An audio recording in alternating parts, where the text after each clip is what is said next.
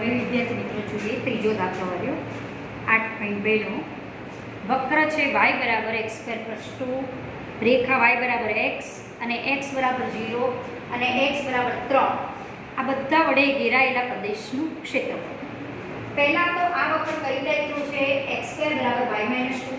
આપણે શીખ્યા છીએ x સ્ક્વેર બરાબર 4ay અને a ધન તો ઉપરની સાઈડ પાછું આવે તો અહીંયા 4a બરાબર 1 છે એટલે a બરાબર 1/4.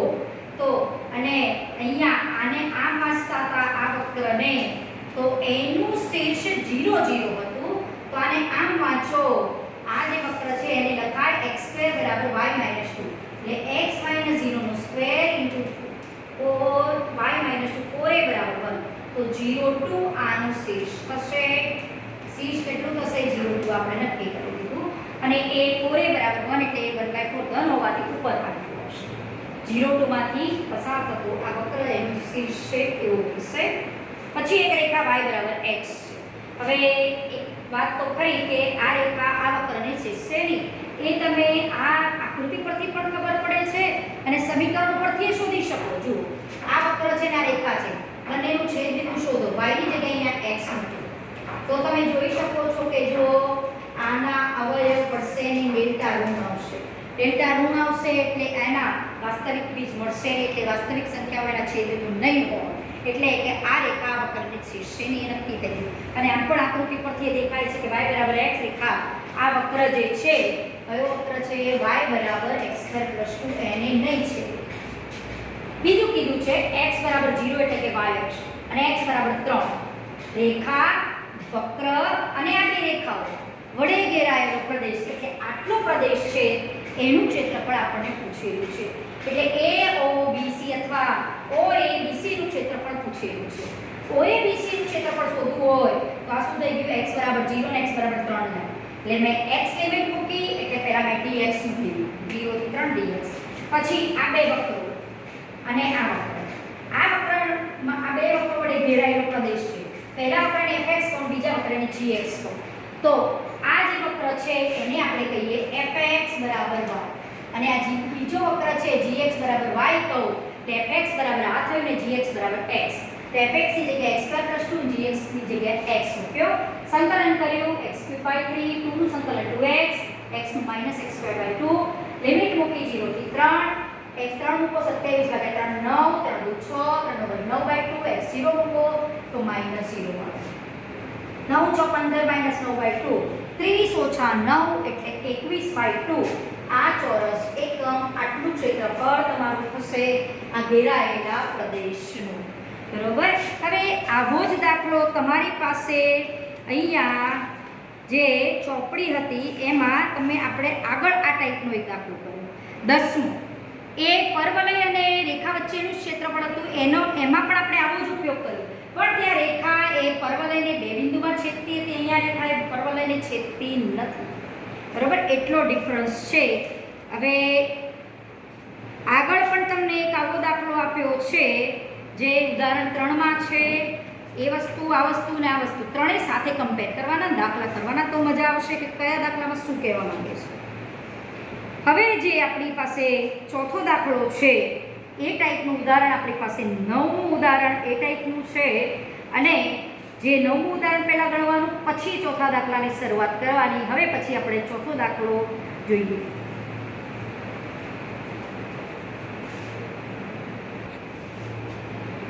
હવે જો વિદ્યાર્થી મિત્રો દાખલા નંબર 4. હવે ચોથા દાખલામાં તમને ત્રિકોણના 3 શિરોબિંદુ આપ્યા છે. તો આ શિરોબિંદુ વચ્ચે જે ઘેરાતો પ્રદેશ છે એ ત્રિકોણીય પ્રદેશ એનું ક્ષેત્રફળ પૂછેલું છે. તો અહીંયા આપણે પહેલા એ કામ કરવાનું શિરોબિંદુને આલેખમાં વ્યવસ્થિત મૂકવાના. -1 શિરોબિંદુ એટલે અહીંયા મૂકાય. 1 3 બિંદુ એટલે અહીંયા મૂકેલું છે. એક ત્રીજું શિરોબિંદુ 3 2 છે આપણે અહીંયા મૂકેલું છે. આના વડે જે ઘેરાતો પ્રદેશ ત્રિકોણ ABC છે એનું મારે ક્ષેત્રફળ શોધવું છે. તો પહેલા આ ક્ષેત્રફળ તમે નિશ્ચાયકની મદદથી શોધો તો -1/d એથી સરળતાથી મળે તમને એ જવાબ મળવાનો છે. પણ આપણે અહીંયા સંકલનના ઉપયોગથી આનું ક્ષેત્રફળ શોધવાનું છે. તો પહેલા આ A અને B ને જોડતી જે રેખા છે રેખા AB નું સમીકરણ શોધો. પછી આપણે રેખા BC પહેલા દાખલો કઈ રીતે કરવો એ વિચારી લેવાનું. રેખા AB નું સમીકરણ રેખા BC નું રેખા AC નું સમીકરણ શોધવાનું. જો તમને અહીંયા રેખાના સમીકરણ આપ્યા હોય તો કોઈ વાંધો જ નથી, તમે સીધા એ સમીકરણોના છેદ બિંદુ ઉપરથી આ જે ત્રણ શિરોબિંદુ છે એ નક્કી કરો. તમને બે વસ્તુ આપી શકે આમાં, કાં તો એ જે ત્રિકોણની ત્રણ બાજુઓ છે એની સમાવતી રેખાના સમીકરણ આપી શકે અથવા ત્રિકોણના ત્રણ શિરોબિંદુ આપી શકે. બેમાંથી એક વસ્તુ આપવાની. તો અહીંયા આપણને શિરોબિંદુ આપ્યા છે, તો આપણે રેખાઓ શોધવાની ત્રણ બાજુને સમાવતી. અને જો રેખાઓ આપેલી હોય તો એ રેખાઓના છેદબિંદુ, ત્રણેય રેખાઓના છેદબિંદુ ત્રણ શિરોબિંદુ શોધી કાઢવાના અને એ શિરોબિંદુ આલેખમાં મૂકવાના. અથવા તો રેખા તમે આલેખમાં દોરવાની, બીજી રેખા દોરવાની, ત્રીજી રેખા દોરવાની. ત્રણ રેખાઓ છેદશે ને એટલે એક ત્રિકોણ બનશે અને ત્રિકોણનું ક્ષેત્રફળ તમને પૂછેલું હોય. તો અહીંયા શિરોબિંદુ આપેલા છે. તો પહેલા મેં રેખા AB નું સમીકરણ શોધ્યું, જે આપણે 11મા ધોરણમાં શીખી ગયા છીએ. ધારો કે એને બિંદુ x1 y1 તરીકે વિચારો અને એને x2 y2. તો બે બિંદુમાંથી પસાર થતી રેખા AB નું સમીકરણ x - x1 / x2 - x1 બરાબર y - y1 / y2 - y1. એક રેખા માટે મેં આ લખ્યું છે, પછી બીજી રેખાઓ આ જ પ્રમાણે શોધવાની છે. x - x1 એટલે -+1, x2 એટલે 1 અને x1 એટલે -1 આ રીતે લખાશે. y - y1 ને y2 - y1 એમ થયું છે અને આપણે આ સમીકરણ 3x - 2y + 3 = 0 લાવ્યા. હવે એવી જ રીતે રેખા BC નું સમીકરણ શોધ્યું x - x1 / x2 - x1 y - y1 / y2 - y1. તો આને વખતે આપણે x1 y1 કહેવાના, આને x2 y2 કહેવાના અને એ રીતે આપણે રેખા BC નું સમીકરણ શોધેલું છે. બરોબર, x1 y1 x2 y2 x - x1 / x2 - x1 બરાબર y - y1 / y2 - y1. બરોબર, આના ઉપરથી આ આપણે ax + by + c = 0 સ્વરૂપનું રેખાનું સમીકરણ લાવ્યા. હવે રેખા AC નું સમીકરણ અને એક ચેક કરવાનું છોકરાઓ, એક ખાસ જોવાનું કે ધારો કે મેં રેખા AB નું રેખા BC નું સમીકરણ શોધી કાઢ્યું, કદાચ મે બી પ્લસ માઈનસ ની ભૂલ હોય તો ખોટું પણ હોય, તો એમાં તમારે શું કરવાનું, આ બિંદુઓ મૂકીને ચેક કરી લેવાનું. ધારો કે AB નું એ શોધ્યું આ સમીકરણ, તો મેં ચોક ચેક કર્યું, -1 ને 0 મૂકો, -1 ને 0 x ને y તરીકે, તો સમીકરણનું સમાધાન કરશે. બીજું બિંદુ પણ મૂકી જોવાનું, 1 3 મૂકો ને તો એ સમાધાન કરશે. એટલે આપણે રેખાનું સમીકરણ સાચું છે એવું નક્કી થઈ જાય. આ દાખલા જવાબ આપણને પોતાને જ ખબર પડે કે આ સાચું છે કે ખોટું, જાતે જ નક્કી કરી શકાય. પછી એ જ રીતે રેખા BC નું સમીકરણ શોધ્યા, બે બિંદુ મૂકજો, સમીકરણનું સમાધાન કરે છે. પછી રેખા AC નું સમીકરણ શોધ્યું, એ વખતે આને x1 y1 ને આને x2 y2 સમજવાના. તો x - x1 / x2 - x1 બરાબર y - y1 / y2 - y1 મૂક્યું છે. આને શું સમજવાનું, x1 y1 x2 y2. એ પ્રમાણે આપણે રેખા AC નું સમીકરણ શોધ્યું છે. સાદું ખાલી આપેલું છે. a અને c બિંદુના અહીંયા મૂકો તો બંનેનું સમાધાન કરશે. જો a બિંદુના અહીંયા -1 0 મૂકો, -1 - 0 + 1 એટલે 0, રેખાના સમીકરણનું સમાધાન કરે છે. 3 2 મૂકો, 3 2 3 + 4 * 2 - 4 4 - 4 0. એટલે આ સમીકરણ સાચું, પહેલું એ કન્ફર્મ કરવાનું, પછી આગળ વધવાનું. જો આ સમીકરણ ખોટું હશે તો અહીંયા ભૂલ આવશે. એટલે પહેલું ચેક કરવાનું રેખાનું સમીકરણ સાચું છે કે નહીં, જાતે જ ચેક કરી લેવાનું. હવે અહીંયા ABM નું ક્ષેત્રફળ છે. હવે હું કરીશું, મારે આ ભાગનું ક્ષેત્રફળ શોધવું છે. આટલા ભાગમાં વહેંચીશ, આટલા ભાગનું આખું ક્ષેત્રફળ શોધી કાઢીશ, પ્લસ BMNC નું આનું ક્ષેત્રફળ શોધી કાઢીશ. એમાંથી આ ACNA આનું ક્ષેત્રફળ બાદ કરી દઉં એટલે માંગેલ પ્રદેશનું ક્ષેત્રફળ મને મળી જાય. એ જ વસ્તુ માટે મેં પહેલા શું શોધ્યું, ABMA નું ક્ષેત્રફળ. ABMA નું ક્ષેત્રફળ, હવે ABMA એટલે શું, આ x = -1 ને x = 1 એ રેખા, બરોબર, એ રેખા આખું ક્ષેત્રફળ શોધ્યું અને આ રેખા વડે x અક્ષ સાથે જે પ્રદેશ બન્યો એનું ક્ષેત્રફળ શોધાશે. એટલે આ x -1 થી 1 x લિમિટ એટલે dx અને આ રેખા AB. રેખા AB એટલે આપણી પાસે આ સમીકરણ છે, એને y માં કટતા કર્યો એટલે y = fx ટાઈપનું સમીકરણ બન્યું. તો સૂત્ર શું આવશે, -1 થી 1 y dx. y ની જગ્યાએ મેં આ કિંમત મૂકી છે, પછી એનું ખાલી 3/2 અચળ બાદ, x નું સંકલન, y નું સંકલન, લિમિટ મૂકી, પહેલી અપર લિમિટ, પછી લોઅર લિમિટ -1 મૂકી સાદું રૂપ આપ્યું તો કેટલા એકમ આવ્યું, 3 ચોરસ એકમ. એ આટલા ભાગનું ક્ષેત્રફળ બને છે. હવે આ ક્ષેત્રફળ શોધીએ, MBCN એનું ક્ષેત્રફળ શોધીએ. MBCN એટલે આટલા ભાગનું x અક્ષ વડે ઘેરાતું ક્ષેત્રફળ.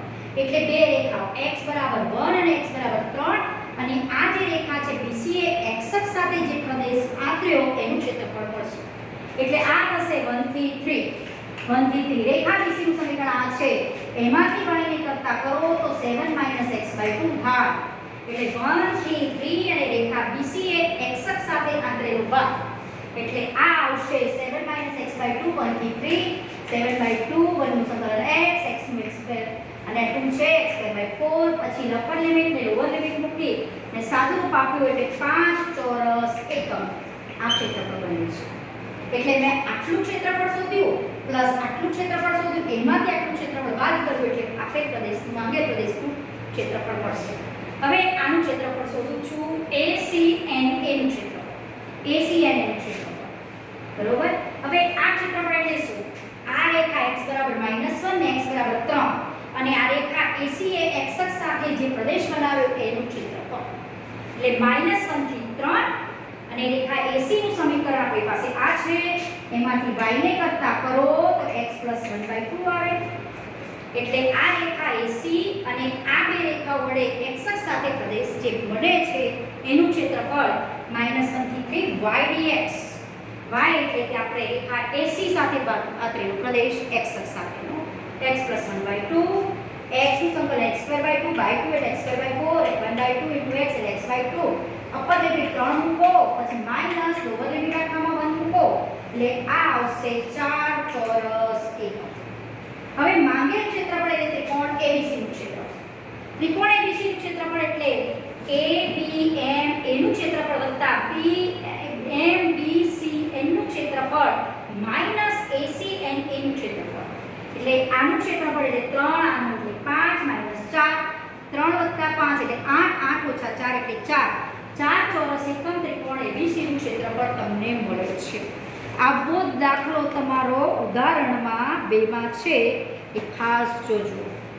પછી આપણી પાસે છઠ્ઠો અને સાતમો ખાલી MCQ સ્વરૂપે છે. એ આપણે દાખલા જોઈએ કે આમાં તમે MCQ ના દાખલા કઈ રીતે કરશો.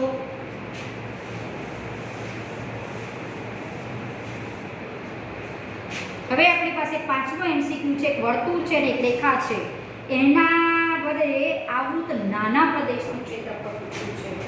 એટલે વર્તુળ છે આપણી પાસે x² + y² = 4 અને રેખા છે x + y = 2. હવે આ આપણું વર્તુળ જેની ત્રિજ્યા 2 ને બિંદુ કેન્દ્ર એટલે આવું થાય. અને આના ઉપરથી આપણને ખબર છે કે આને હું 2 વડે ભાગું એટલે આવું મારું સમીકરણ બને. તો આ x/a + y/b = 1 આવું એક રેખાનું સમીકરણ યાદ આવે છે 11 ધોરણમાં શીખ્યા હતા. જેનો x અંતખંડ a હોય અને y અંતખંડ b હોય એવી આ રેખાનું સમીકરણ છે. કે આ રેખા x અક્ષને 2 0 માં છેદશે અને y અક્ષને 0 2 માં છેદશે. એટલે આ રેખાનું આ સમીકરણ છે. આ કઈ રેખા થઈ? x + y = 2 અને બિંદુ મૂકીને જોશો તો યાદ આવશે. હવે આ રેખા અને આ વર્તુળ એમાં મોટો ભાગ નાનાનો ભાગ તો આપણને નાના ભાગનું ક્ષેત્રફળ પૂછ્યું છે. આ ક્ષેત્રફળ પૂછ્યું છે. એટલે આ OAM ની વચ્ચે કોઈ બિંદુનું નામ આપો એટલે આપણને પૂછ્યું છે AMBA નું ક્ષેત્રફળ. બરોબર. તો એ ક્ષેત્રફળ એટલે શું? y અક્ષ એટલે x = 0 અને આ x = 1 એટલે ABMA નું ક્ષેત્રફળ બરાબર 0 થી 2 કઈ લિમિટ મૂકી? x લિમિટ એટલે dx. હવે આ એક વક્ર વર્તુળ છે ને આ રેખા છે એટલે બે વક્રો વડે ઘેરાયેલો પ્રદેશ થયો.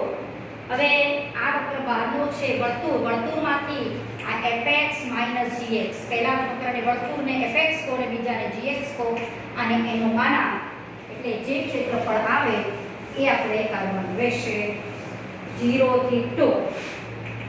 અને ઘણા છોકરા આમ પણ કરે તોય ચાલે, એકદમ ઈઝી ભાગ થઈ જાય. જો MCQ હોય તો આમ પણ કરી શકો ને. આ વર્તુળનું ક્ષેત્રફળ πr² થી મળે. ત્રિજ્યા કેટલી છે? 4 એટલે πr² થી કરો વર્તુળનું ક્ષેત્રફળ એટલે અહીંયા ત્રિજ્યા 2 એટલે 2 નો વર્ગ 4 4π થાય આખું ક્ષેત્રફળ. એમાં ત્યાં ચોથો ભાગ એટલે આટલાનું ક્ષેત્રફળ કેટલું થાય? પાઈ થાય બરોબર π. હવે એમાંથી આ ત્રિકોણ કાટકોણ ત્રિકોણનું ક્ષેત્રફળ બાદ કરી દો એટલે આ ભાગનું ક્ષેત્રફળ મળે. તો આ ત્રિકોણનું 1/2 પાયો એટલે 2 અને 2 એટલે અહીંયા 0 2 છે એટલે 1/2 પાયો ગુણ્યા 2 2 × 2 એટલે પાઈ માઇનસ 2 જવાબ આવવો જોઈએ, જે આવે જ છે. પણ આપણે સંકલનના ઉપયોગથી આ દાખલો કરીએ. પહેલાં શું કરી શકો? વર્તુળનું ક્ષેત્રફળ આખું પાઈ r સ્ક્વેર 4 એમાંથી આ ચોથો ભાગ એટલે ચોથા ભાગનું ક્ષેત્રફળ હોય તો આનું ક્ષેત્રફળ આટલાનું કેટલું થાય? પાઈ. એમાંથી આ ત્રિકોણનું બાદ કરી દઉં એટલે આટલા ભાગનું ક્ષેત્રફળ મળી જાય. એટલે પાઈ માઇનસ 1/2 પાયો ગુણ્યા 2 એટલે પાઈ માઇનસ 2 આવે એ આપણે સંકલનની મદદથી પણ લાવીશું. 0 to 2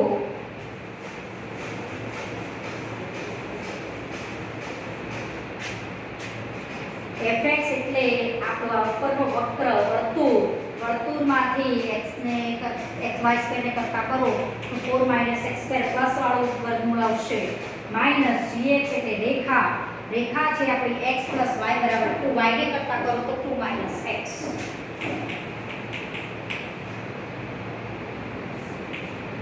આ dx.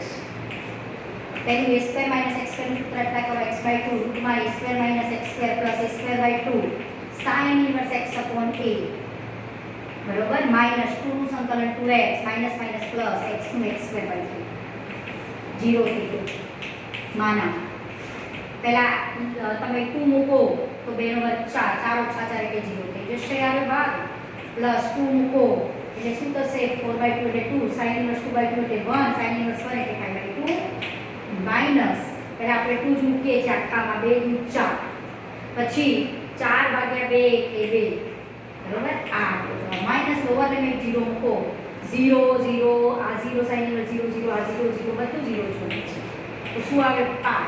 પાઈ -4 + 2 એટલે -2 આવી ગયો. પાઈ -2 ચોરસ એકમ અને આમ કરો તો પણ પાઈ -2 આવી શકે. આખા ચોથા ભાગમાંથી આ ત્રિકોણ બાદ કરી દો એટલે આટલા ભાગનું ક્ષેત્રફળ મને મળી જાય.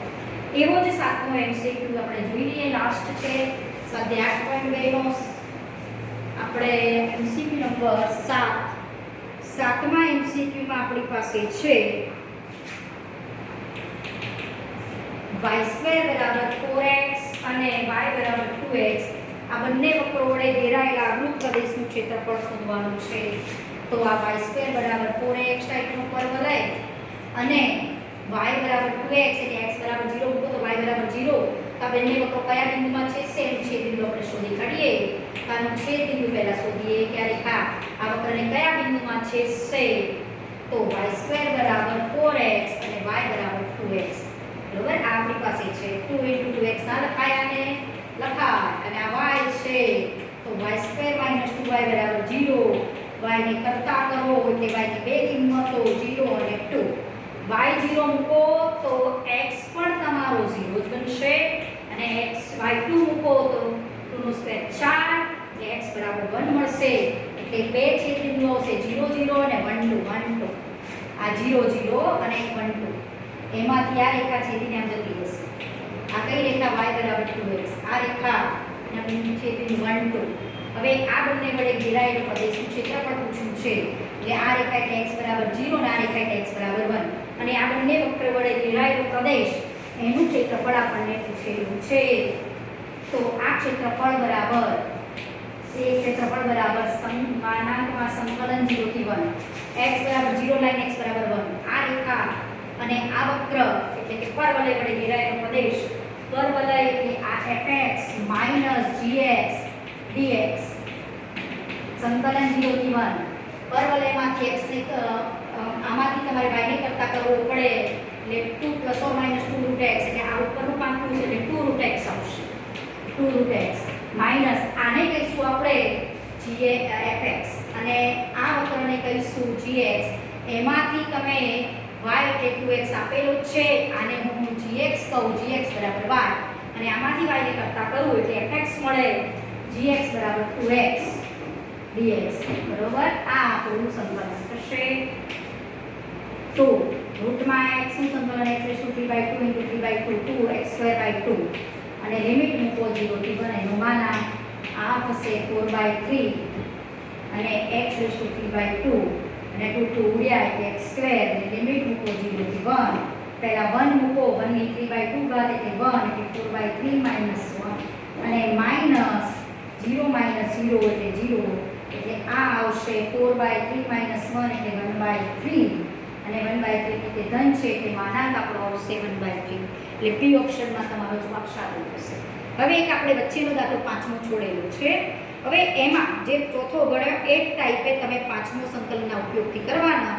ત્યાં તમને ત્રિકોણની 3 બાજુઓના સમીકરણ આપ્યા છે. ચોથામાં તમને 3 શિરોબિંદુ આપ્યા હતા અને પાંચમામાં 3 રેખાઓના સમીકરણ આપ્યા છે બાજુઓને સમાવતી રેખા. અને એના ઉપરથી રેખાઓના છેદ બિંદુ ઉપરથી ત્રિકોણના 3 શિરોબિંદુ શોધવાનું. અને મેથડ તો આગળ જે ચોથા દાખલામાં કરી એ જ પ્રમાણે તમે પાંચમો દાખલો કરવાનો રહેશે. એક જ દાખલો તમે જાતે કરજો, કારણ કે એક ઉદાહરણ કરશો, એક સ્વાધ્યાયનો દાખલો અને એક બીજો સ્વાધ્યાયમાં પણ છે, એટલે તમને એ ટાઈપના દાખલાની પ્રેક્ટિસ થઈ જશે. પછી પ્રક્રિયાના કેટલાક ઉદાહરણ છે એની આપણે ચર્ચા પછી કરશું, પછી સ્વાધ્યાય 8ના દાખલા.